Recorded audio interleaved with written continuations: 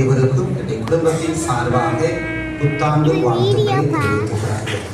ஆண்டவை புதியாக ஆசீர்வதித்து தர வேண்டும் என்று சொல்லி குடும்பமாக ஜெபிக்கிறோம். ஆனால் நிச்சயமாகவே இந்த ஆண்டை ஆசீர்வதித்து தருவார். பொதுவாக நான் கிளை சபையை அதிகமாக நேசிக்கிறேன். இதுக்கு முன்னாடி இருந்த ஊர்லாம் பார்த்தீங்கன்னா உள்ளூர்ல செஞ்சதோட கிளை சபையில தான் நிறைய செஞ்சிருப்பேன். அதிகமாக நேசிக்கிறவன், கிளை சபை மக்களோடு ரொம்ப தொடர்பு கொண்டவன். இந்த போலியத்துக்கு வந்த பிறகு பார்த்தீங்கன்னா எனக்கு அந்த தொடர்பு ரொம்ப குறையாயிருக்கு. காரணம் என்ன அப்படி சொன்னா, ஐயரமா அங்கிருந்து சீர்காட்சியில் என்ன செய்யறாங்க, வேலை பார்க்குறாங்க. காலையில என்ன செய்யணும், இங்கிருந்து புறப்பட்டு 1/2 மணி நேரம் டிராவல் போகணும். சாயங்காலம் பார்த்தீங்கன்னா அங்கிருந்து பஸ் ஏறி தட்டாமடா வருவாங்க, இல்லை சாத்தாமலா வருவாங்க. நான் திருப்பி என்ன செய்யணும், கூப்பிட்டு வரணும். 6 மணி என்ன செஞ்சிடும், 1000. பொதுவாக வீடு விசிட் வரணும் அப்படின்னு சொன்னா ஒன்று காலையில வரணும், இல்லைன்னா இப்போ வரணும், சாயங்காலம் வரணும். ரெண்டுக்குமே வாய்ப்பு இல்லாம போகுது. எல்லா ஊர்லயும் பார்த்தீங்கன்னா ஒரு வருஷத்துல கட்டாயம் 2 நேரம் 3 நேரம் என்ன செஞ்சிருவேன், கிளை சபைகளுக்கு போயிடுவேன்.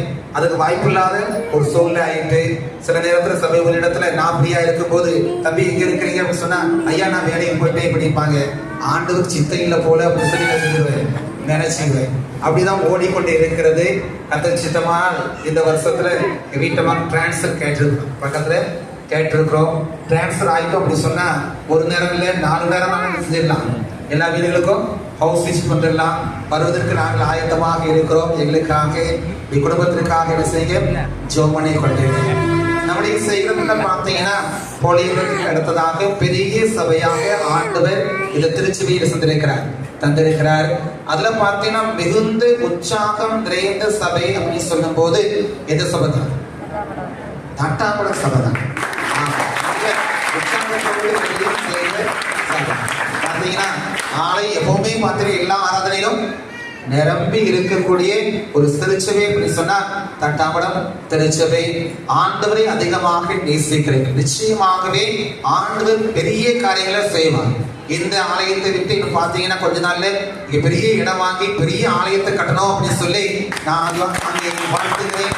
இந்த ஆலயத்துல இடம் போதும், உள்ளூர் மக்களுக்கு இடம் போதுல உங்களுக்காக என்னென்ன செய்யணும், வெளியில ஒரு பெரிய இடத்தை வாங்கணும், பெரிய ஆலயத்தை கட்ட வேண்டும் என்று சொல்லி நம்ம என்ன செய்வோம், ஜெபம் பண்ணுவோம். கட்டாயம் ஆண்டவர் என்ன செய்வார், அப்படியே காரியத்தை வாய்க்க பண்ணுவார். நம்முடைய சபையிலிருந்து இன்னொரு சபை உருவாகுது அப்படின்னு சொன்னா அதுவும் பெரிய ஆசீர்வாதம். அந்த ஆசீர்வாதம் வேண்டும் என்று சொல்லி ஒவ்வொரு நாளும் நம்ம ஜெபம் பண்ணுவோம்.